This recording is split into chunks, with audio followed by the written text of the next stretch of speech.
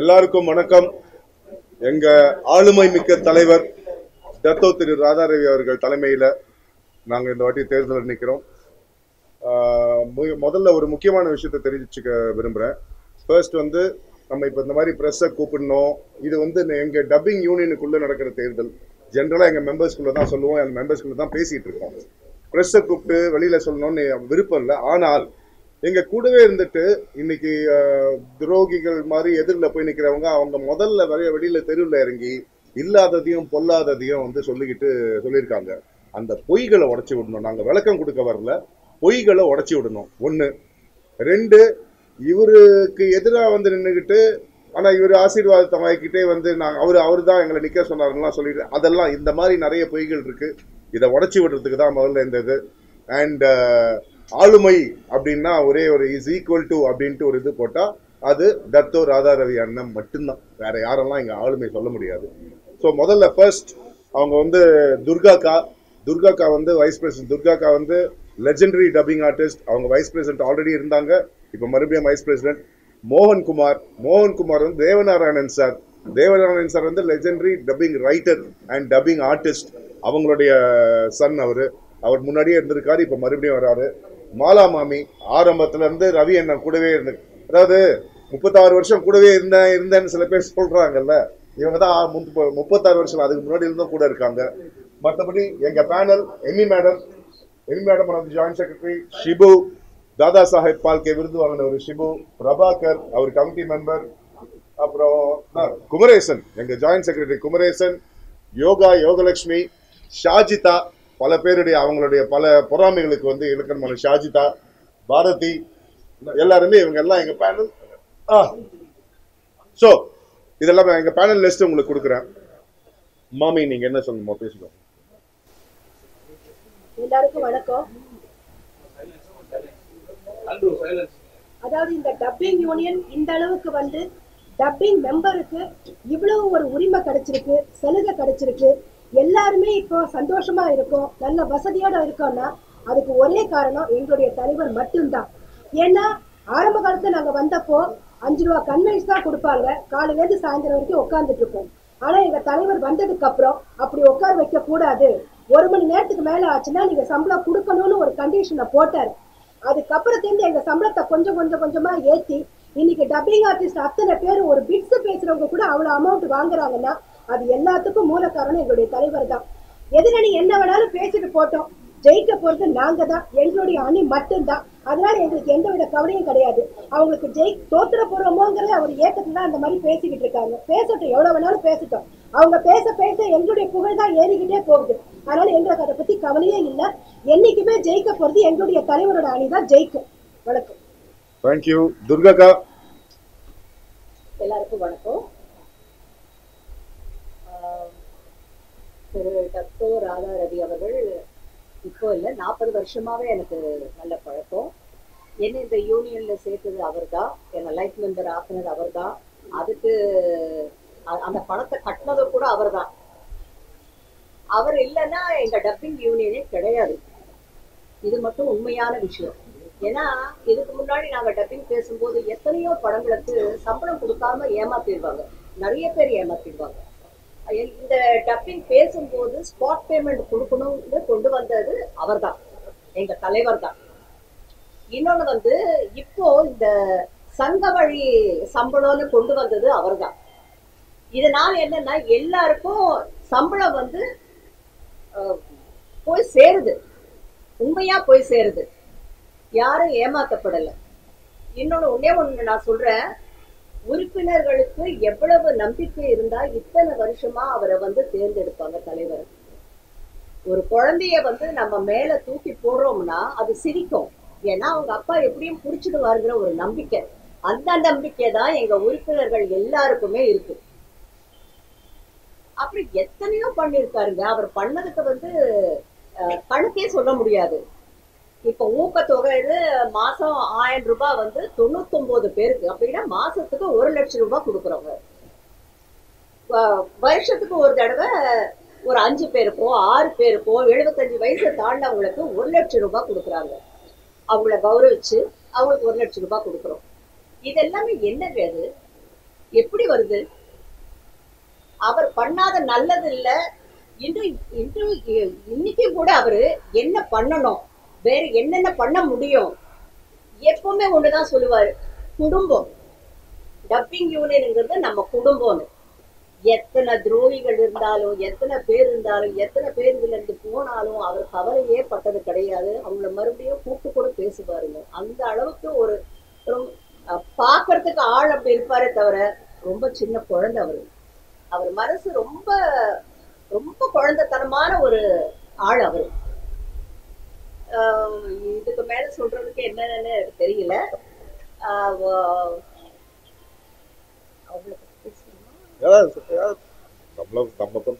சொல்லுங்க, உங்க ஃப்ரீயா சொல்லுங்க. அப்புறம் கதிரை பத்தி ஏதோ பேசியிருக்காங்க. கதிரை பத்தி பேசுறதுக்கு யாருக்கும் எந்த உரிமையும் கிடையாதுங்க. இவரு எங்க தலைவர் வந்து அவரேதான் தலைவரா இருக்கணும்னு என்னைக்கும் சொன்னதில்லை. இந்த தடவை இருக்க மாட்டேன்னு தான் சொன்னாரு. கதிரை வந்து தலைவரா ஆக்கணும்னு டிசைட் பண்ணி எல்லாமே முடிஞ்சு போச்சு. அதுக்கப்புறம் தான் அந்த எதிரணியில வந்து இல்ல நாங்களும் போட்டி போடுறோம்னு நேரா போய் தலைவர்கிட்டயே சொல்லிட்டாங்க. உடம்பு சரியில்லாதவர்கிட்ட போய் விசாரிப்பாங்க, உடல்நல விசாரிப்பாங்க. ஆனா அவர் வந்து நாங்க போட்டியிடுறோம் அப்படின்னு சொல்லியிருக்காங்க. ஏன் யங் ஜெனரேஷனுக்கு நம்ம வழி விடுக்குவது? அதுதான் அவரோட நோக்கம். அந்த நோக்கத்துலதான் அவர் சொன்னாரு. ஏன் நம்ம இது பண்ணக்கூடாது? நம்ம தலைவரா இருந்து, நம்ம செயலாளரா இருந்து, நம்ம பொருளாளரா இருந்தா நம்மளால என்ன வேலை செய்ய முடியும்? கதிர் உண்மையிலே இந்த 2 வருஷத்துல நான் பார்த்ததுல அதிகமா இருந்தது போலீஸ் ஸ்டேஷன்லயும் கோர்ட்லயும் தான். இந்த 2 வருஷத்துல கதிர் இருந்தது அங்கதான். அப்புறம் ஷாஜிதாவை பத்தி சொல்லணும்னா அதை விட ஒரு உழைப்பாளியை நம்ம பார்க்க முடியாது. ஸ்ரீனிவாசமூர்த்தி எப்படி இருந்தாரோ அதே வழியில தான் ஷாஜிதாவும் வேலை செய்யறாங்க. நம்மளால ஒரு நாள் போய் டப்பிங் யூனியன்ல உட்கார முடியுமா? ஒரு நாள் நம்மளால இருக்க முடியுமா? எதுக்கு நமக்கு இந்த வீராப்பெல்லாம்? அதனால எப்படி இருந்தாலும் என்ன இருந்தாலும் எங்க தலைவர் அணிதான் ஜெயிக்கும். எங்க தலைவர் அணி டீமாவே ஜெயிக்கும்னு நான் சொல்லிக்க விரும்புறேன். தேங்க்யூ.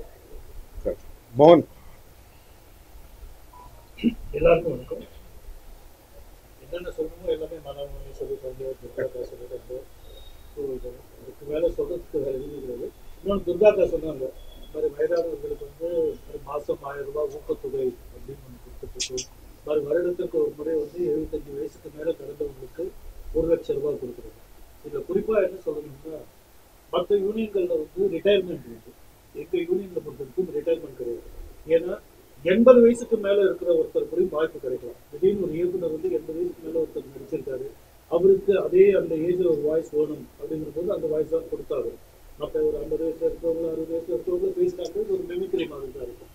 ஸோ அதனால அண்ணன் பொறுத்த வரைக்கும் ரிட்டையர்மெண்ட்டும் கொடுக்க வேண்டாம், அதே நேரத்துல அவங்களுக்கு ஒரு நல்ல அமௌண்ட்டும் போய் சேரணும், வேலை இருக்கோ இல்லையோ. அதுக்காக ஆரம்பிக்கப்பட்டது தான் இந்த ஊக்கத்தொகை. அதே மாதிரி வயதானவர்கள் இறந்து போனதுக்கு அப்புறம் அவங்களுக்கு அமௌண்ட் கிடைக்குது, அவங்க குடும்பத்துக்கு கிடைக்குதுன்றத விட அவங்க இருக்கும் போதே அவங்களுக்கு ஒரு பேங்க் பேலன்ஸ் ஒன்று இருக்கு. ஆக நமக்கு ஒரு அமௌண்ட் இருக்கு, நமக்கு ஒரு பாதுகாப்பு இருக்குன்ற ஒரு எண்ணம் அவங்களுக்குள்ள இருக்கணும்னுக்காக தான் அந்த வருடத்துக்கு ஒரு முறை வந்து அந்த வயதானவர்களை தேர்ந்தெடுத்து 1 லட்சம் ரூபாய் இது வரைக்கும் நிறைய பேருக்கு கொடுத்துருக்காங்க. இன்னும் போக போக இது இன்னும் நிறைய பேர்களுக்கு வர ஆரம்பிக்கிறது. இந்த மாதிரி இன்னும் எவ்வளவோ செஞ்சிருக்காங்க அண்ணன். இன்னைக்கு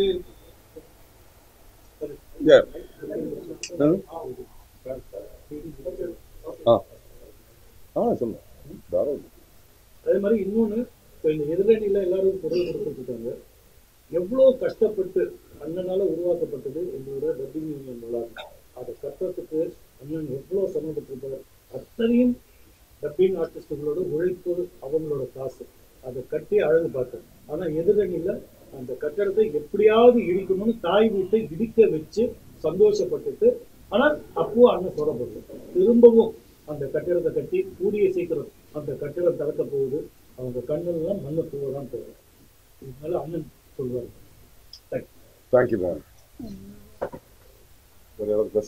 ஆளுமை அப்படின்றதுக்கு நிறைய விளக்கங்கள் இருக்கு.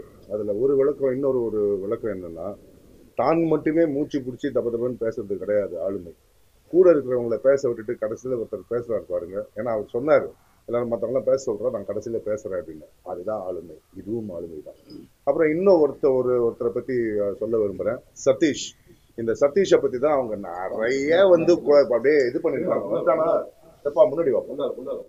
இவர் தான் இந்த சதீஷ். யார் இந்த சதீஷ், யார் இந்த சதீஷ்னு கேட்டுட்டு இருக்காங்கல்ல, இவர் தான் இந்த சதீஷ்.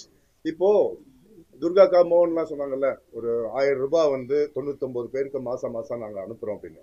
இதனுடைய ஓப்பனிங் மட்டும் சொல்லிடுறேன். அண்ணன் வந்து 2022 வந்ததுக்கு அப்புறம் அவர் வந்ததுல 18ல இருந்தே சொல்லிட்டு இருக்காரு, வயசானவங்களுக்கு வேலை இல்லை. அது வந்து இது நான் என்ன சொல்றது, கிரவுண்ட் ஃபேக்ட் அது. ஸோ இவங்களுக்கு ஏதாவது ஒன்று பண்ணணும். என்ன பண்ணணும்டா, முதல்ல எத்தனை பேர் இருக்காங்க என்னன்றதுல எனக்கு டீட்டெயில்ஸ் கொடுங்க, டேட்டா கொடுங்க. இன்னொன்று 2 மாசம் டப்பிங் பணிகளுக்கு நடுவில் 2 மாசம் சதீஷ் கிட்ட தான் அந்த பொறுப்பை கொடுத்தாரு. அண்ணா ஒருத்தர்கிட்ட பொறுப்பை கொடுக்குறாருன்னா சும்மா கொடுக்க மாட்டார். சும்மா போறவங்கள, சும்மா இருக்கிறவங்க கிட்ட கொடுக்க மாட்டாரு, வேலை செய்யறவன்ட்டு தான் கொடுப்பாரு. சதீஷ் 2018 இருந்து எங்க கூட இருக்கான். எந்த பதவியும் அவன் கேட்டதில்லை. இது வரைக்கும் அண்ணன் சொல்லி எனக்கு வேண்டான்னு நான் வெளியில இருந்து வேலை செய்யறவன்னு சொன்ன பையன். இந்த வாட்டி இழுத்து இல்லடா, வெளியில இருந்தா தெரிய மாட்டேங்குது, நீ பாடா உள்ள கமிட்டி உள்ள இழுத்துட்டு வந்திருக்கு சதீஷ. அந்த மாதிரி பையன். அவன் சொந்த காசு செலவு பண்ணி வேலை செஞ்சுட்டு இருக்கான். எதுக்காக? இந்த யூனியனுக்காக, எங்க தலைவருக்காக. இவர் சொன்னார்ன்ற ஒரே காரணத்துக்காக 2 மாசம் சுத்தி பைக்ல ஆட்டோல சுத்தி மாலாமாமி, ஷிபு, பாரதி, கிருஷ்ணகுமார், சதீஷ், இன்னும் பசங்க எல்லாரும் சேர்ந்து சுத்தி அலைஞ்சி யார் எங்க இருக்காங்க, எப்படி இருக்காங்க. 2 மாசம் முடிவுல சதீஷ் ஒரு லிஸ்ட் கொண்டு வந்து கொடுக்குறான், ஒரு டேட்டா கொண்டு வந்து கொடுக்குறான். ஆனா இவங்க எல்லாம் இங்க இருக்காங்க, இத்தனை பேர் வந்து நல்லா இருக்காங்க வசதியா, ஆனா இத்தனை பேர் வந்து கஷ்டப்படுறாங்க. ஏதாவது பண்ணணும், என்ன பண்ணலாம், இவங்களுக்கு என்ன பண்ணலாம். மாசம் ஒரு 1000 ரூபாய் வந்தா கூட நல்லா இருக்கும் அப்படின்ற மாதிரி ஒருத்தர் சொன்னாரு. கொடுக்கலாம். சார் ஃபர்ஸ்ட் கிளாஸ் ஐடியாடா குடுறா. ஸ்ரீனிவாசமூர்த்தியும் சதீஷும் தான் இந்த ஸ்கீமை ஃபார்ம் பண்ணி அண்ணன் கிட்ட கொண்டு சொன்னாங்க. அண்ணன் தலைவர் வந்து அது உத்தரவு கொடுத்தாங்க. 2021 இருந்து இந்த கடந்த 3 வருஷமா நாங்க இந்த மாசம் கொடுத்துக்கிட்டு இருக்கோம். இதை எங்கே நாங்க எங்க பொதுக்குழுல சொல்லியிருக்கோம், எங்க மெம்பர்ஸ்க்கு சொல்லியிருக்கோம். இங்க எதுக்கு இங்க வந்து சொல்றேன்னா, கையை பிடிச்சி இழுத்துட்டு வந்திருக்காங்க. 1 2 நான் என்னுடைய இதை முடிச்சுக்கிறேன். ஒரே ஒரு பாயிண்ட் மட்டும் சொல்லிக்கிறேன். 36 வருஷம் கூட இருக்கேன் அப்படின்னு சொல்லிட்டு இருக்காரு அவரு. நான் வந்து என்னுடைய 10வது வயசுல இருந்து நான் அண்ணனை பார்த்துக்கிட்டு இருக்கேன், அண்ணனும் என்னை பார்த்துக்கிட்டு இருக்காங்க. நடிகர் சங்க பக்கத்துல தான் எங்க வீடு இருந்துச்சு. அப்போத்துல இருந்து நான் பார்த்துக்கிட்டு இருக்கேன். அப்போத்துல இருந்து இது பண்ணியிருக்காங்க. நான் டப்பிங் யூனியன்ல உள்ள வந்ததுக்கு அண்ணன் காரணம். என்னை இந்த கமிட்டி மெம்பரா இழுத்தது அவரு, ட்ரெஷரர் ஆக்குனது அவரு, செக்ரட்டரி ஆக்குனது அவரு, அடுத்த தலைவர்னு சொன்னதும் அவரு. இது எதுவுமே நான் கேட்கல, எனக்கு வேணும்னு நான் கேட்டதே கிடையாது. அண்ணனா பார்த்து இது பண்றது. என்னைக்குமே இன்னொன்னு, ஒரு நல்ல தலைமை எப்படி தெரியுமா, பதவியை தேடி அந்த தலைமை போகாது, அந்த தலைமையை தேடி பதவி வரும். ஆரம்பத்துல இருந்து 1983 எங்க டப்பிங் யூனியன் ஃபார்ம் ஆனது. 2 வருஷம் நடத்த முடியாம எங்களுக்கு இன்னைக்கு இல்ல, ஷூட்டிங்ல இருக்காரு ஜெயமணி சார், எங்களுடைய ஃபவுண்டர். அவரு இருக்கிற ஃபவுண்டர்ல அவர் ஒருத்தர். ஜெயமணி சார் இன்னைக்கு இல்ல, அவரும் சந்திரன் அண்ணன் அப்படின்ட்டு அவங்க 2 பேர் தான் போய் அண்ணனை வலுக்கட்டாயமா நீங்க வந்தாதான் இந்த யூனியனை காப்பாற்ற முடியும்னு கூப்பிட்டு வந்து தலைவராக நாங்க. அன்னில இருந்து இன்னைய வரைக்கும் எனக்கு இந்த தலைவர் பதவி வேணும்னு, எனக்கு வேணான்னு சொல்லுவார் அவர். டேய் அடுத்து நீங்க வாங்கடா, நீங்க என்ன சொன்னதுக்கு காரணம், டேய் அடுத்த ஜென்ரேஷன் வரணும்டா. சும்மா நானே எத்தனை வருஷம் இது பண்ணிட்டு, நான் இங்க தான்டா இருக்கேன், எந்த பிரச்சனையா இருந்தாலும் நான் கூட இருப்பேன்டா, உங்களுக்கு நான் இருக்கேன் வாங்க. ஆனா அடுத்த ஜென்ரேஷன் வாங்க, யங் பிளட் வரணும், நீங்க நடத்துங்க யூனியனை. எனக்கு வந்து நீங்க வந்து நான் என்கிட்ட கேட்காதீங்க, எனக்கு சொல்லுங்க, ஆனா இதை பண்ணலான்னு. அப்படிப்பட்ட தலைவர் அவர். இவரை பத்தி போய் அதெல்லாம் வந்து நம்ம யாரோ ஒருத்தர் சொன்ன நாக்கு அழுகிடும் அவ்வளோதான். ஸோ த மோஸ்ட் அவைட்டட், எந்த ஒரு கூட்டத்திலையும் சரி, எங்க பொதுக்குழுல கூட சரி, எல்லாருமே வெயிட் பண்றது எங்கன்னா தலைவர் உரைக்கு. ஏன்னா ரவி அண்ணன் பேசுறாங்கன்னா அது ஒரு தனி மாஸ் அது. ஸோ எங்க ஆளுமை மிக்க தலைவருடைய உரை இதோ. ஷாஜி ஒன்று பேச சொல்றேன். வணக்கம். இப்போ எல்லாம் அந்த முதியோர்களுக்கெல்லாம் ஊக்கத்தொகை கொடுக்கறத பத்தி சொல்லிட்டு இருந்தாங்க. அண்ணன் எல்லா பேட்டிலையுமே கடைசியா ஒரு வார்த்தை சொல்லுவாரு, பெற்றோர்களை வந்து கைவிட்டுறாதீங்க, முதியோர் இடத்துல விட்டுறாதீங்கன்னு. அதை வந்து மெம்பர்ஸ் எல்லாருமே ஏஜ்டா இருக்கிற அத்தனை மெம்பர்ஸும் அந்த சீனியர்ன்ற இதுல முதல்ல ரெஸ்பெக்ட் கொடுத்தது எங்க தலைவர் தான். அதே மாதிரி யங்ஸ்டர்ஸ்க்கு ஸ்போர்ட்ஸ் ஆக்டிவிட்டியில அவங்க ரொம்ப இதுவா இருக்கணும்ன்றதுக்காக எங்க மெம்பர்ஸ் எல்லாம் ஆசைப்பட்டாங்க கிரிக்கெட் மேட்ச் பண்ணணும் அப்படின்னு சொல்லிட்டு. 2 வருஷமா எந்த யூனியன்லயும் இல்லைன்றத ரொம்ப பெருமையா நாங்க சொல்லுவோம். ஹைதராபாத்ல இருந்தெல்லாம் பார்த்துட்டு எங்க கூட வந்து நீங்க வந்து விளையாடணும்னு சொல்லி கேட்டு, அது வந்து எங்கேயுமே நடக்கல, ஹிஸ்டரியில எந்த யூனியன்லயுமே இல்லாத விஷயத்த எங்க யூனியன் ரொம்ப பெருமையா பண்ணியிருக்குன்றதை நாங்க பதிவு பண்றோம். அதுவும் இல்லாம அதை பார்த்துட்டு கேர்ள்ஸ் எல்லாம் எங்களுக்கெல்லாம் இல்லையான்னு உடனே அடுத்த செகண்ட் வந்து சொன்னோம், ஆனா இந்த மாதிரி கேக்குறாங்க அப்படின்னு. அவங்களுக்கு எதுல இன்ட்ரெஸ்ட்னு கேளு அப்படின்னு எல்லாரும் பேட்மிண்டன் விளையாடலாம் அப்படின்னாங்க. அடுத்த வருஷமே பேட்மிண்டனும் நடத்தணும். இந்த 2 யூனியன்லயும் எங்க யூனியனை பொறுத்த வரைக்கும் இந்த 2 ஆக்டிவிட்டிஸுமே ரொம்ப யங்ஸ்டர்ஸ் உள்ள வந்ததுக்கு ரீசனும் இதுதான். யங்ஸ்டர்ஸையும் கைவிட்டது கிடையாது, அதே மாதிரி முதியோர்களையும் கைவிட்டது கிடையாது. எல்லாத்துக்கும் மேல பெண்களை கிண்டல் பண்றாங்க, கேலி பண்றாங்க அப்படின்னு. அப்படின்னா இங்க இத்தனை கூட்டம் இங்க இருக்கவே இருக்காது. இன்னைக்கும் வர ஓட்டுல தெரியும் பெண்களுக்கு எங்க அண்ணன் என்ன மரியாதை கொடுத்துட்டு இருக்காரு, சீனியர்ஸ்க்கு என்ன மரியாதை கொடுத்துட்டு இருக்காரு, யங்ஸ்டர்ஸ்க்கு என்ன மரியாதை கொடுத்துட்டு இருக்காருன்றது வர எலெக்ஷன்ல கண்டிப்பா தெரியும். தேங்க்யூ.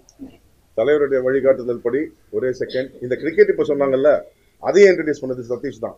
அவர் தான் எடுத்துட்டு வந்து அண்ணன் கிட்ட சொன்னாரு. சதீஷ் பேசுங்க. முன்னாடி எல்லாருக்கும் வணக்கம். ஆக்சுவலாக அண்ணன்ட்ட ஒரு பெரிய குவாலிட்டியாக நாங்கள் பார்க்குறது கற்றுக்கிறது என்னென்னா, பொறுமையாக கேட்பாங்க. யார் என்ன சொன்னாலும், இப்போ இங்கேருந்து எது கேட்டாலும் கேட்பாங்க. முதல்ல இது நியாயமாக மெம்பர்ஸுக்கு போய் சேருதா, இது மட்டும்தான் எங்கள் வேலையாக இருந்தது. ஆனால் மெம்பர்ஸ் இதை கேட்குறாங்க. இப்போ உதாரணத்துக்கு இன்சார்ஜஸ் வந்து நிற்கக்கூடாது எலெக்ஷனில் அப்படின்னு எல்லா இன்சார்ஜஸ் மேலேயும் ஒரு இருக்குது, எல்லாருக்கும் எல்லாம் இருக்குன்னா இன்சார்ஜஸ் எலெக்ஷனில் நிற்கக்கூடாதுங்கிறத மெம்பர்ஸ் விரும்புகிறாங்கன்னு பைலால கொண்டு வராரு. இல்லை இன்சார்ஜஸ் எலெக்ஷனில் நிற்கக்கூடாது, ஓட் பேங்க் இருக்குது அவங்களுக்குலாம் கொஞ்சம் கொஞ்சமாக. இப்போ எங்கள்கிட்டே வந்து ஒரு 3-4 இன்சார்ஜஸ் வந்து நல்ல ஓட் பேங்கோடு இருக்கிறவங்க, நல்ல பேரோடு இருக்கிறவங்க இன்சார்ஜஸ் நிற்கக்கூடாது. அப்படியா? இப்போ இருக்கிற யாருமே இன்சார்ஜஸ் கிடையாது. ஏன் இன்சார்ஜஸ் நிற்கக்கூடாது? மெம்பர்ஸோட காசுலேருந்து வர்ற 5% அவங்களுக்கு போகுது. ஸோ இன்சார்ஜஸ் மெம்பர்ஸ்லேருந்து வர காசு எடுத்துகிட்டு அவங்க மேலே வந்து உட்காரக்கூடாதுன்னு மெம்பர்ஸ் என்ன நினைக்கிறாங்களோ அதை சரியான முறையில் கொண்டு வந்து கொடுக்கும்போது, தலைவர்கிட்ட கொடுக்கும்போது, தலைவர் முதல்ல அதை காது கொடுத்து கேட்குறாரு. ஓ இதை பண்ணலாமா, பண்ண முடியுமா, மறுபடியும் எல்லாத்தையும் கேட்பார் ஒவ்வொருத்தட்டையாக. நான் கொண்டு வந்து ஒரு ஆஃபர் கொடுக்குறேன். ஆனால் பசங்கள்லாம் கிரிக்கெட் விளையாடணும்னு நினைக்கிறாங்க. எதுக்கு கிரிக்கெட் விளையாடணும்? ஸ்போர்ட்ஸ் ஆக்டிவிட்டி இருந்ததுன்னா யங்ஸ்டர்ஸ்க்கு வந்து ஒரு நல்வழிப்படுத்தலாம். இன்னைக்கு இருக்கிற ஆல்கஹால் கண்டென்ட்ஸ் நிறைய இருக்குது. எவ்ரி சண்டே எங்கள் மெம்பர்ஸ் வந்து ஒவ்வொரு கிரவுண்ட்லேயும் விளையாடிட்டு இருக்காங்க. கிட்டத்தட்ட ஒரு 90-100 பேர் 6 குழுவா, அவெஞ்சர்ஸ்னு ஒரு டீமு, வலிமை 11 ஒரு டீமு, டோலிவுட் டைகர்ஸ்னு ஒரு டீம் எங்களுக்குள்ளேயே. இப்போ டிபிஎல்னு ஒன்று கொண்டு வரும்போது அவங்க அடுத்த வருஷத்துக்கு நம்ம ப்ரிப்பேர்டாக இருக்கணும். பிட்வீன் த விக்கெட்ஸ் ஓடும்போது உடம்புல தெம்பு இல்லை, இதனால ஒரு 5-6 பேர் யூ ஓன்ட் பிலீவ் தண்ணி அடிக்கிறது நிப்பாடி இருக்காங்க. அவங்க ஃபேமிலிக்கு, அந்த மெம்பர்ஸோட ஃபேமிலிக்கு இது எவ்வளோ பெரிய ஊக்கங்கிறது சொன்னால் புரியாது. இது மெம்பர்ஸோட பாயிண்ட் ஆஃப் வியூல இருந்து ஒற்றுமையை எப்படி கொண்டு வரலாம், யூனிட்டி எப்படி. அப்போ அங்கெல்லாம் விளையாடும் போது ரொம்ப பெருமையாக ஒரு தலைவன் எப்படி இருக்க முடியும்னா, அவ்வளோ பெருமையாக நம்ம பசங்க எப்படி விளையாடுறாங்க பாடுறான்னு ரசிப்பார். அதே மாதிரி இப்போ இதில் எடுத்துக்கிட்டிங்கன்னா, பேட்மிண்டன் எடுத்துக்கிட்டிங்கன்னா, பசங்களெல்லாம் விளையாட விட்டு என்ன வேணும் அடுத்தது என்ன பண்ணலாம், எல்லாரும் கேட்டது இன்சார்ஜஸ் மேலே நிற்கக்கூடாது, பைலால கொண்டு வந்தாச்சு. இப்போ அதை தாண்டி அவங்க என்ன சொல்கிறாங்கன்னா, டெக்னிக்கலாக இன்னும் சைன் ஆகி வரல, அப்போ நாங்கள் நிற்கிறோம். மெம்பர்ஸ் என்ன விரும்புகிறாங்களோ அதை தான் இன்னைக்கு வரைக்கும் தலைவர் செஞ்சுருக்காரு. அடுத்தடுத்த ஜென்ரேஷன் வரணும். இப்போ பிரச்சனையே என்னன்னா, அடுத்த ஜென்ரேஷன் வழி விடுங்கன்னு சொல்கிறது தான். இப்போ தலைவர் என்ன சொல்கிறாரு, எல்லா பதவியும் நான் பார்த்துட்டேன், பதவி மேலே ஆசையே இல்லை, எனக்கு வேண்டாங்கிறார். இல்லைன்னு அவர் ரவி அண்ணன் இல்லைன்னா யூனியன் இல்லை. அதை வந்து இவங்க திரும்ப திரும்ப நிரூபிச்சுக்கிட்டே இருக்காங்க. அவரையும் போட்டு கஷ்டப்படுத்தி அண்ணன் நகர்ந்தாருன்னா இங்கே அடிச்சு போங்கிற மாதிரி. 40 வருஷம் நண்பர்னா எப்படி இருக்கணும் அப்படின்னா, உடம்பு முடியலன்னா தோல் கொடுக்கணும். அந்த நேரத்தில் நான் அடிச்சுப்பேன்னு சொல்லவே முடியாது, சொல்லக்கூடாது. அது நட்புக்கு பெரிய தப்பாக போகும். நாங்கள் திரும்பவும் எல்லா டைமும் சொன்னோம், வேண்டாம் நீங்கள் வாங்க இருங்க, கேட்கவே இல்லை. இப்போ நான் என் சைட்லேருந்து சொல்கிறேன்னா, யங்ஸ்டர்ஸ் எல்லாரும் அண்ணனுக்கு தான் சப்போர்ட்டு, ரவி அண்ணனுக்கு தான் சப்போர்ட்டு. ஏன்னா அவர் காது கொடுக்குறாரு, ரவி அண்ணனை ரீச் பண்ண முடியும், அண்ணன்ட்ட வந்து எல்லாரும் பேச முடியும். 1400, 1700, 1800 மெம்பர்ஸும் அண்ணனை ரீச் பண்ண முடியும்.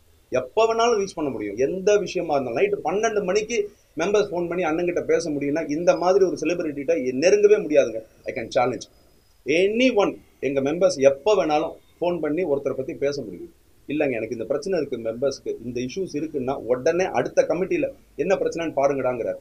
அவர் ஆணைக்கிணங்க இங்கே எல்லாரும் ஒன்றா சேர்ந்துருக்கோம். ஸோ மெம்பர்ஸ்க்கு தெரியும் எந்த அளவுக்கு அண்ணன் பண்ணியிருக்காரு இது வரைக்கும். இன்னைக்கு இந்த யூனியன் வந்து வளர்ந்துருக்கு அப்படின்னா அது ரவி அண்ணனால மட்டும்தான். அவர் இல்லைன்னா இந்த யூனியனே கிடையாது. அது 2018 நடந்த பிரச்சனை, 13 இருந்த பிரச்சனையா இருக்கட்டும், இப்போ இருக்கிற பிரச்சனையா இருக்கட்டும், அண்ணன் இல்லைன்னா இந்த யூனியன் இல்லை. இது எங்களுக்கு இல்லை, நான் சொல்லலை. மெம்பர்ஸ் ஒவ்வொரு வீட்டுக்கும் போய் நாங்கள் கேட்கும்போது சொல்றாங்க, அண்ணன் தாங்க யூனியனு. இது சொல்லி கொடுத்து வர்றதே கிடையாது. அண்ணன் வந்தாங்கன்னா ஆட்டோமேட்டிக்காக அந்த மரியாதை வந்துடுது. அந்த மரியாதையை நம்ம வந்து விட்டு கொடுக்க முடியாது. அண்ணன் தான் எல்லாமே. எங்களுக்கு ரவி அண்ணன் தான். டப்பிங் யூனியனை பொறுத்த வரைக்கும் ரவி அண்ணன் தான் என்னைக்குமே. இன்னும் 20 வருஷம் ஆனாலும் டப்பிங் யூனியனை பொறுத்த வரைக்கும் ரவி அண்ணன் தான். அடுத்த யங்ஸ்டர்ஸோடைய பிரதிநிதியா நான் சொல்றேன், டப்பிங் யூனியனை பொறுத்த வரைக்கும் ரவி அண்ணன் தான். அதுல மாற்றுக்கிறது கிடையாது. தேங்க்யூ. தேங்க்யூ. தேங்க்யூ. ராதாரவி, இப்போ இந்த தடவை நடக்கிற தேர்தலில், டப்பிங் யூனியன் தேர்தலில் நான் தலைவருக்கும் செயலாளர் டிஎன்பி கதிரவன் அவர்கள், பொருளாளர் ஷாஜித் அவர்கள், உபத்தலைவர் டி மோகன் அவர்கள், துர்கா சுந்தரராஜன் அவர்கள், கே மாலா அவர்கள், இணைச் செயலாளர்கள் எம்எஸ்கே குமரன், என் சதீஷ்குமார், எம்மி அவர்கள், செயற்குழு உறுப்பினர்களாக விசி Jayamani, EMS Murali, HR Muralidharan, Bharathi Raja, Shankar, Bhuvaneswari, Krishnakumar, R Prabhakaran, Vinod Sagar, Shibu, Yogalakshmi, Yamuna, மது, சோபனா. மொத்த வாக்குகள் 1645. மொத்த வாக்குகள் 1645 இருக்கும்போது இவ்வளவு போராட்டம். இன்னும் அதிகமாயிடுச்சுன்னா ஒன்றும் போராட்டம் இனியும் போராட்ட காலங்களில் ஒதுக்கி விடாமல் எதிர்த்து தான் நிற்கணும். ஏன்னா எனக்கு வேற ஒரு வருத்தம் இல்லை. வரைக்கும் நான் எதிரிகளை பார்த்திருக்கிறேன், ஆனால் துரோகிகளை இந்த தேர்தலில் பார்க்கிறேன். அது ஆச்சரியமா இருக்கு. ஏன் நின்னாங்கன்றது எனக்கு தெரியல. அதனால எனக்கு என்ன இழப்புனா, அவங்க பையன் நான் நிறுத்தி வச்சிருந்தேன், அதனால எனக்கு இழப்பாயிடுச்சு. அவர் வேணாங்க, அவர் இருந்தாருன்னா அவருடைய பையன் தொல்லை நிறைய பேர் சொன்னாங்க. நான் எதற்காக சொல்கிறேன் என்றால், ஒரு யூனியன்னா என்னென்ன செய்ய போறோம்னு சொல்லணும். அவங்க சொல்றாங்க நாங்க இவங்க செய்யாதெல்லாம் செய்வோம், இதான் ஒரே வார்த்தை. என்ன செய்யாததுன்னா, 10 வருஷம் இது 10% வாங்குறாங்கல்ல, அதை நிறுத்திடுவோம்னு சொல்லுவோம். எனக்கு என்ன இருக்கு, 10% பாவம் வேலை செய்கிறவங்களுக்கு, அவங்களுக்கு 10%, அதில் 5% டெஃபினட்டாக யூனியன், மீதி 5% உங்களுக்கு தரோன்னு சொல்லுவோம். இல்லை சொன்னதுலேயே இந்த 10% தான் என் காதில் வந்துச்சு. அப்போ கூடவே இருந்து 40 வருஷம் கூட இருந்தீங்க, ஏன் ஒரு தடவை கூட நீ சொல்லலை கேட்டா? இது எழுதியிருக்கேன், பாயிண்ட்ஸ்லாம் எழுதி வச்சிருக்கேன், இதில் பேசுறதுக்கு பேப்பரில் மீட் பண்ணுறோம், இதில் பேசிடு போடாது. நான் தைரியமாக தன்னம்பிக்கையோடு இருக்கேன். நிச்சயமாக நம்ம அணி பெரிய அளவில் வெற்றி பெறும். சொல்லியிருக்கீங்க.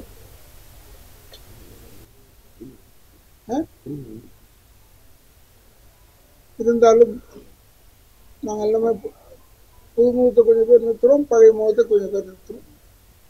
யாரும் சொல்லிவிடக்கூடாது. இன்ட்ரெஸ்ட் இருக்கிறவங்கள நான் சேர்த்துருக்கேன், இன்ட்ரெஸ்ட் இல்லாதவங்கள நான் சேர்த்துக்க கிடையாது. ஆனால் இதனால் இன்னும் பெரிய இழப்பு. நம்ம பேச முடியல, தேர்தல் வரைக்குமாவது பேச முடியல. அதுக்காக வருத்தப்பட வேண்டியதாக. நல்ல நண்பன், 40 ஆண்டு கால நண்பன், ஏதோ ஒரு பட்டு இருக்கும். ஏன் நம்ம தலைவராக நின்று, தலைவராக நின்று நான் ஆஸ்பத்திரியில் படுத்திருக்கும் போதெல்லாம் வந்தார், பேசினார். டைம் இருக்கே, அதுக்கு ஏன் இப்பவே அவசரம் பண்ணணும்னு சொல்லி கடைசியில் பசுக்கு நின்றுட்டாரு. அவர் நின்னது எனக்கு ஒரு பெரிய ஆச்சரியம். இருந்தாலும் இந்த யூனியனை பொறுத்தளவில் நாங்கள் தொண்டர்களோடு தான் இருப்போம். தொண்டர்கள் செய்வதை சொல்லுவோம். அவர் சொல்றார், இப்போவே சொல்றார், நான் ஜெயிச்சு வந்துட்டா இதுலேருந்து ஒரு 6 பேர் எடுத்துருவேன். யார் அந்த 6 பேர்னா அவங்க குடும்பத்தில் 3 பேர், அப்புறம் வேற யாரும் 3 பேர் இல்லை. அதனால நம்ம அப்படிலாம் இல்லாமல் நம்ம போய் உழைக்கக்கூடியவர்கள் இந்த 2 ஆண்டுகள் வைத்துத்தான் செய்ய வேண்டும், செயல்பட வேண்டும். கூட சொல்லியிருக்கேன், தேர்தல் ரிசல்ட் முடிஞ்ச உடனே முதல் வேலையை யார் யாருக்கு என்னென்ன தேவை ஏற்கனவே நோட் பண்ணி வச்சிருக்காங்க, என்னென்ன தேவை. அதனால் அந்த அளவுக்கு நாங்கள் துரிதமாக தான் பணி செய்து கொண்டிருக்கிறோம். Human wants cannot be satisfied. நம்முடைய தேவைகளை பூர்த்தி செய்ய முடியாது யாருமே. ஆனால் அந்த தேவைகளை ஓரளவுக்கு பூர்த்தி செய்கிறோம். என் கூடவே பக்கத்திலே உட்கார்ந்துக்கிட்டு இப்படி பண்ணிட்டாரு என்றது அர்த்தம். சொல்லி இதில் நாங்கள் நிச்சயமாக வெற்றி அடைவோம். எங்கள் லிஸ்ட்டை உங்களுக்கு படிச்சிருக்கேன். நாங்கள் வெற்றி பெறுவதற்கு நீங்கள் உறுதுணையாக இருக்க வேண்டும். அதுதான் மிக முக்கியம். போங்க, அவர்கிட்டையும் கேளுங்க, அவரும் ஏதாவது கொடுப்பாரு. ஆச்சரியமாக இருக்கு என்று சொல்லி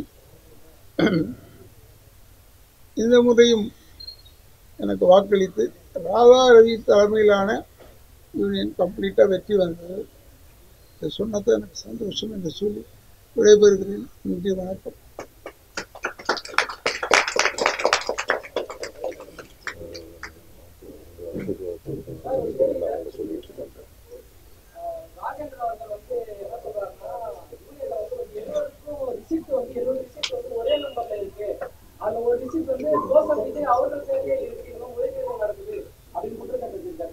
ஓகே, அதுக்கு நான் பதில் சொல்றேன். இப்போ இந்த இவர் சொல்றது எலிஜிபிள் ஓட்டர்ஸ் லிஸ்ட் ஒட்டியிருக்காங்க. ஓகே, எலிஜிபிள் ஓட்டர்ஸ் எதுல இருந்து எடுப்பாங்கன்னா, போன வருஷம் மார்ச் வரைக்கும் கட்டினவங்களுடைய இதுதான் இந்த வருஷம் தேர்தலுக்கு எலிஜிபிள் ஓட்டர்ஸ். போன வருஷம் 1 வருஷம் ஆகுது. 1 வருஷம் அப்போ இதெல்லாம் இவர் பார்க்கல. இவர் என்ன பண்ணிட்டு இருந்தாரு? இப்போ இது இன்னர் சிஸ்டம். நாங்க எங்க இஷ்டப்படி நாங்க பில் போட்டுக்கல, ரெசிப்ட் போடல. ஆடிட்டருடைய அட்வைஸ் படி இன்னொரு நீங்க கேட்டது நல்லதா போச்சு.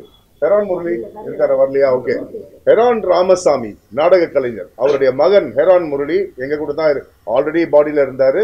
இப்பவும் அடுத்த பாடியிலயும் இருக்காரு.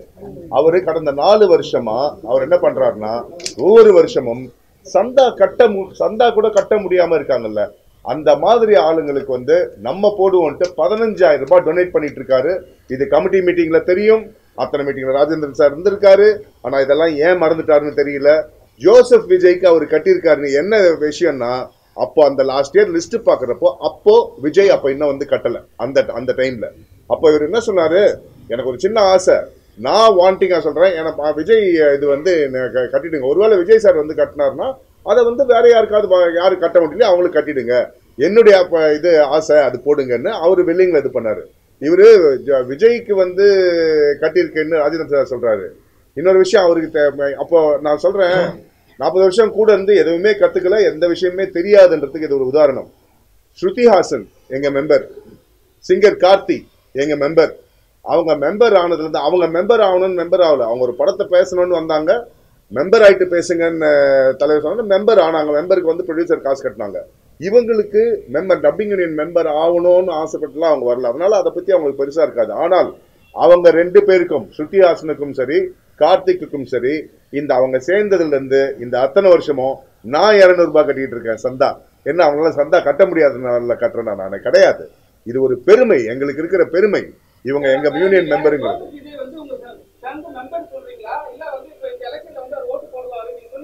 எந்த எலெக்ஷன்லயும் விஜய் சார் ஓட்டு போட்டது கிடையாது.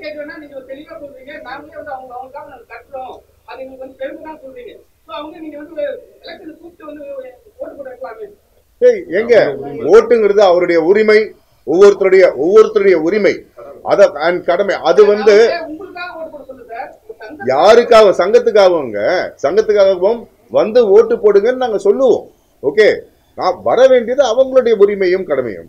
போய் கையை பிடிச்சி நிறுத்து வர முடியாதுல்ல, சொல்றது தான் நம்மளால முடியும். சரி, ஆமாங்க, மறுபடியும் சொல்றேன் ஆடிட்டருடைய அட்வைஸ் படி சில விஷயங்கள் இப்படிதான் பண்ணணும்ட்டு நான் சொல்றேன், நாங்களா போட்டுக்கல, இதெல்லாம் ஆடிட்டருடைய அட்வைஸ். ஏன்னா இங்க இருக்கிற கணக்கு ஒவ்வொரு மாசமும் செயற்குழுல சமர்ப்பிக்கிறோம், ஒவ்வொரு மாசமும் அதெல்லாம் பார்த்துட்டு டீட்டெயில்ஸோட பார்த்துட்டு ஓகே பண்ணி தான் ப்ரொசீட் ஆகுது. ஓகே, இது ஆடிட்டர் தான் அந்த மாதிரி போட. ஏன்னா இது டொனேஷன்ல வந்த இது ஒரே கணக்குல வரணும், இந்த டொனேஷன் அமௌண்ட்ல வரணும், இல்லைன்னா டபுள் என்ட்ரி வரும், இப்படி போடுங்கன்னு ஆடிட்டர் அட்வைஸ்ல தான் இது பண்ணுது. உள்ள கேட்டா தெரியுங்க, வெளியில இருந்து பேசினா எதுவுமே தெரியாது. தெருவில் இறங்கி டப்பிங் யூனியன் பத்தி டீடைல்ஸ் வேணும்னா டப்பிங் யூனியனுக்குள்ளதான் இது கேட்டதான் தெரியும். இப்போ இது கூட போன மாசம் கமிட்டி மீட்டிங் வரைக்கும் கூட ராஜேந்திரன் அங்கதான் இருந்தாரு. ஆமா, அவருக்கு எல்லா விஷயமும் தெரியும், எல்லாரோட ஒப்புதல்லையும் தான் எல்லாமே நடக்குது. இந்த கேள்வி அவர் அப்ப கேட்டிருக்கலாமே, இப்ப எதுக்கு கேக்குறாரு? ஏன்னா தெரியல, இல்ல யார்கிட்டயும் அவர் கேட்கலங்க, யார்கிட்டயும் அவர் கேட்கல, உங்ககிட்ட தான் கேட்டாரு. அவரு இன்டர்வியூ கொடுக்கும் போது ஒரு விஷயம் சொல்றாரு, ஒரே ஒரு பத்திரிகையாளர் தான் இருக்காங்க, அவர் கேக்குறாரு எங்க உள்ள பணம் கையாடல் ஏதாவது நடந்திருக்குமா அப்படின்னு கேக்குறாரு. அதுக்கு அவர் பதில் சொல்றாரு, நான் ஜெயிச்சு உள்ள போய் உட்கார்ந்ததுக்கு அப்புறம் தான் அதை பத்தி எல்லாம் தெரிஞ்சுக்க முடியும் அப்படின்றாரு.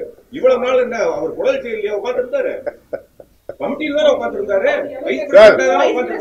சார் உங்க கேள்விக்கு நீங்க கேட்டுட்டு இருக்கீங்க, உங்க கேள்விக்கு ஷார்ட்டா பதில் சொல்றேன். இதெல்லாம் என்னன்னா, அண்ணன் என்ன தலைவர்னு சொன்னார்ல, அவர் நினைச்சிட்டு இருந்தாரு அவரு தலைவர்னு சொல்லுவாருன்னு, சொல்லல அப்படின்னு எதிரில போய் நின்னுட்டாரு. சோ நின்னுட்டதுக்கு அப்புறம் என்ன பண்றது, நான் இதெல்லாம் நல்லது பண்ணணும், எல்லா நல்லதையும் பண்ணிட்டு இருக்காரு, ஆல்ரெடி பண்ணிட்டு தான் இருக்கோம், பழி சொல்லணும். என்ன பழி சொல்றது, என்ன இதுக்கு இன்னொன்னு சொல்றேன், இவர் ஒரு சொந்த புத்தியில பேசல, இது பின்னாடி இருந்து ஒருத்தன் எடுத்து கொடுத்துக்கிட்டு இருக்கான். ஓகே, அதுதான் இவர் பேசிட்டு இருக்காரு, எங்க மெம்பர்ஸ் தெரியும் அது யாருன்னு நான் சொல்லிக்கிட்டு இருக்கேன். ஓகேயா? சோ ஓரளவுக்கு இதை நான் மறுபடியும் ஆரம்பத்துல சொன்ன மாதிரி அவர் சொன்ன குற்றச்சாட்டுக்கு இங்க விளக்கெல்லாம் சொல்ல வரல, நாங்க சில பொய்களை உடைக்க வந்திருக்கோம், ஒண்ணு சில விஷயங்களை எடுத்து சொல்ல வந்திருக்கோம், அவ்வளவுதான்.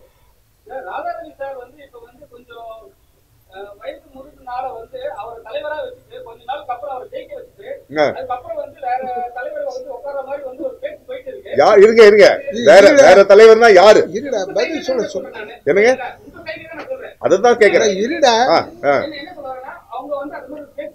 சரி,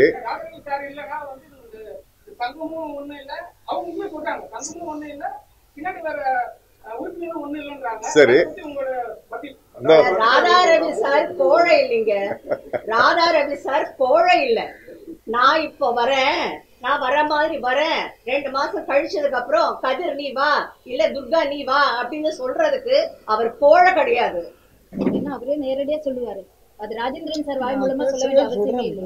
அதான் இல்ல அண்ணன், அதுக்கு அண்ணன் சொல்லுவாங்க. அதாவது அவர் சொல்றது என்னன்னா, ராதாரவி சார் இப்படி பண்றாரு, இப்படி பண்ண போறாரு, அவங்க யூனியனை விற்க போறது இல்லைல்ல, நான் எப்படியோ போறேன்பா, நான் இப்போ ஜெயிக்க போறேன், ஜெயிச்சுட்டு நான் வேற தலைவர் கொடுக்குறேன், ஆனால் யூனியனை விற்க மாட்டேன்ல. அந்த சட்டப்படி என்னன்னா யூனியன் விற்க முடியாது, இப்போ எனக்கு தெரியாதுன்னு சொல்ல முடியாது. நான் தலைவர் ஆகிட்டேன்னா உப தலைவர்களை தான் உள்ளே கொண்டாடலாம் நீங்கள் சொல்கிறபடி ஐடியாவில். ஆனால் நீங்கள் சொன்ன ஐடியாவும் நல்லா இருக்கு, நான் ஜெயிச்சுட்டு அப்புறம் அவர் இல்லைன்னு சொல்லி அதில் கதிரை கொண்டாடவே முடியாது. ஏன்னா கதிர் செயலாளராக இருக்கார், அவரை கொண்டாட முடியாது. இன்னொன்று சொல்லிடுறேன் உங்களுக்கு, இந்த துர்காமா யாருன்னா டைரக்டர் சுந்தரராஜன் சார் இருக்கார்ல, அவங்களுடைய 2வது மனைவி. அவங்க நல்ல வாழ்க்கை எல்லாம் நல்லா இருக்கு. அவங்க முந்தின தடவைலாம் முதல்ல எதிர்த்து தான் நின்னாங்க, அப்புறமா நம்ம கிட்டே வந்துட்டாங்க. ஏன்னா அதாவது செயல்படணும். அதே மாதிரி கதிர் யாருன்னா டைரக்டர் TN பாலு சார் பையன், அதாவது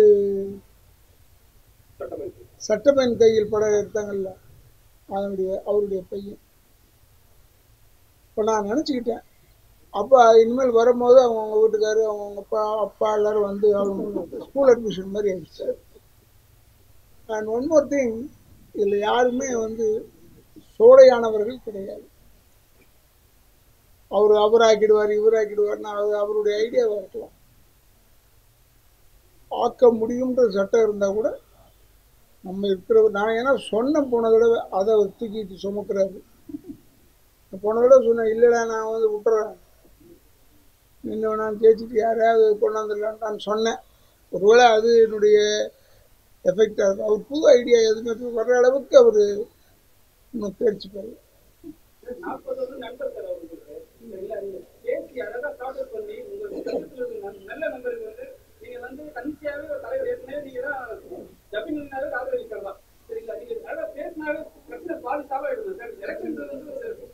அதாவது அழகா எப்படி பேசலாம் பார்த்துட்டு இருந்தேன்.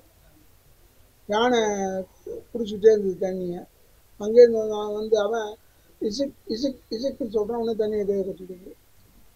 யானைக்கு புரியுது, ஏன் மனுஷனுக்கு புரியலன்னு தெரியல. அதனால் சொல்கிறேன், இப்போ நாய் ஓடி வந்து கிரவுண்ட் சொன்னோம்னா அந்த ஓடிடுதேன். அது மாதிரி அவரும் இருக்கலாம்.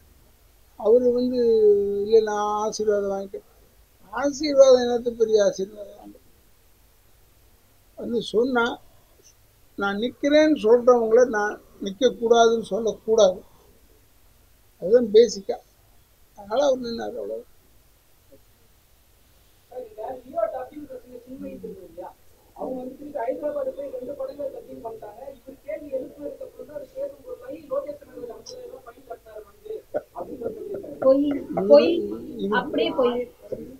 பேச்ச யாராவது அங்க ஒரு மரியாதை தராங்களான்னு பாருங்க. பேசுறேன். அதாவது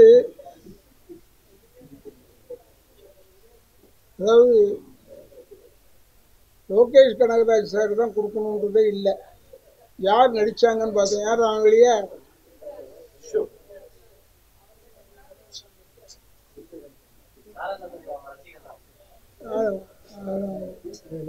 ஏய் லோகேஷ் போய் பாரு.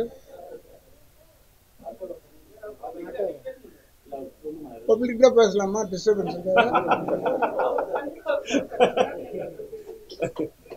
சரி. என்ன இந்த லோகேஷ் கனகராஜ்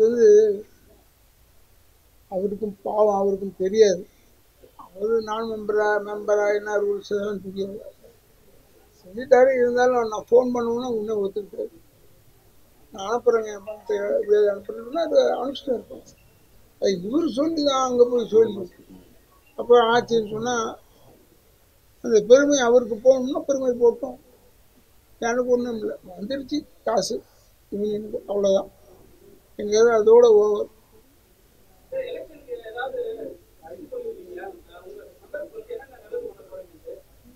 இனிமேல் ஒண்ணுமே இல்லை, எல்லாமே பண்ணிட்டு இருக்கோம். நீங்க தப்பா பேசுறீங்க.